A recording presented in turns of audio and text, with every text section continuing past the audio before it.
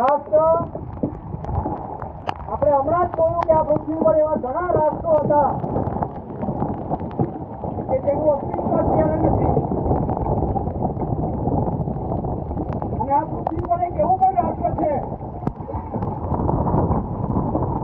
કે જેની પાસે 2000 વર્ષ સુધી પોતાનો દેશ નહોતો, એટલે પોતાની ધરતી નહોતી, પરંતુ એના મૂળ નિવાસીઓના દિલમાં એ રાષ્ટ્ર આવતા વર્ષે જેરુસલેમમાં મળીશું. 2000 વર્ષ સુધી આવું ચલાવ્યું અને ત્યારે એમને એમનો દેશ પાછો મળ્યો. રાષ્ટ્ર લોકોના દિલમાં વસે અને કેવા લોકો